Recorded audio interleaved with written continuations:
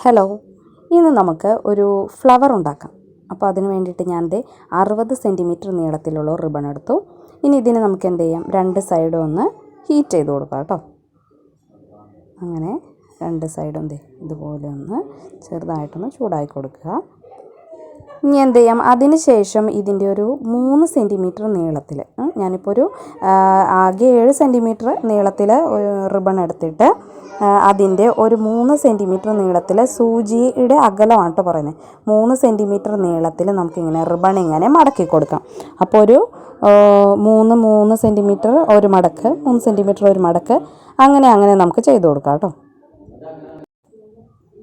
അങ്ങനെ സൂചി ഒരു മടക്ക് ഇതുപോലെ ആ സൂചിയുടെ ആ ഒരു നീളം വെച്ചിട്ട് നമുക്കിങ്ങനെ മടക്കി കൊടുക്കാം. താഴേക്കും മുകളിലോട്ടായിട്ട് ഇങ്ങനെ കണ്ടോ, ഇതുപോലെ മടങ്ങി വരും. അങ്ങനെ നമുക്ക് മുഴുവൻ ചെയ്യാം കേട്ടോ.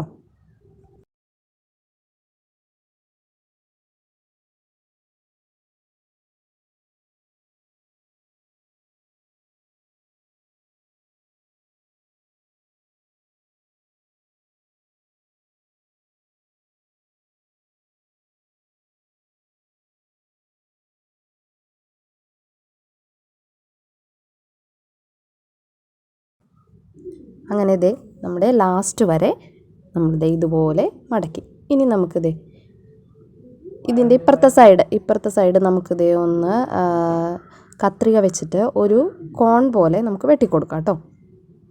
അപ്പോൾ നോക്കിക്കോ, ഒരു സൈഡിലേക്ക് മാത്രമായിട്ട് നമുക്കിത് ഇതുപോലെ ഒന്ന് വെട്ടിക്കൊടുക്കാം കേട്ടോ. കണ്ടോ, അങ്ങനെ വെട്ടി കണ്ടോ, ഒരു മൂല പോലെ ഇങ്ങനെ വെട്ടി ഇങ്ങനെ ആക്കാം കേട്ടോ. ഇനി നമുക്കിത് ലൈറ്റർ വെച്ച് അതിൻ്റെ സൈഡൊന്ന് ചൂടാക്കി കൊടുക്കാം.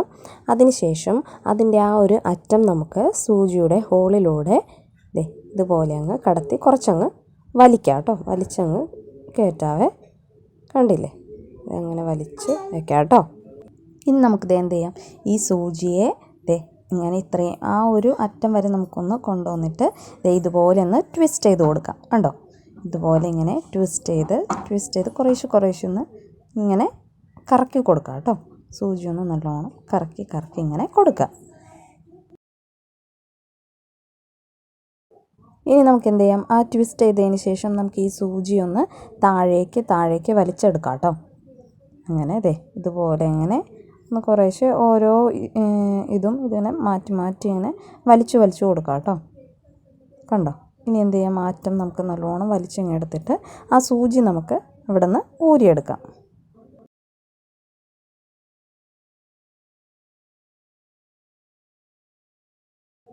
അങ്ങനെ ഊരിയെടുത്ത് കഴിഞ്ഞപ്പോൾ നമ്മുടെ ഫ്ലവർ ഇപ്പോൾ റെഡിയായി. ഇനി നമുക്ക് എന്ത് ചെയ്യാം, ആ ഊരിയെടുത്ത ആ ഒരു ഭാഗം കണ്ടോ കുറച്ചിങ്ങോട്ട് ഇങ്ങനെ നീണ്ടു നിൽക്കുകയാണ്. അപ്പോൾ അതിന് നമുക്കൊന്ന് കട്ട് ചെയ്തിട്ട് നമുക്ക് ഒട്ടിച്ചോ അല്ലെങ്കിൽ ഉരുക്കി കൊടുക്കാം കേട്ടോ. ഉരുക്കിയിട്ട് ആ താഴെ നമുക്കൊന്ന് പ്രസ് ചെയ്ത് കഴിയുമ്പോൾ അതവിടെ ഒട്ടിയിരുന്നോളൂ.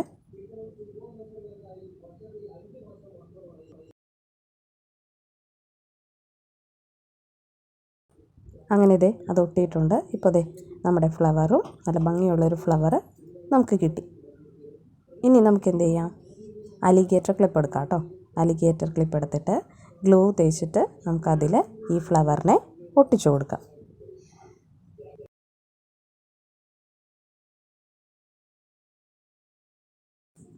അങ്ങനെ നമ്മുടെ ഫ്ലവർ ഇപ്പോൾ അതിൽ ഒട്ടിയിട്ടുണ്ട് കേട്ടോ.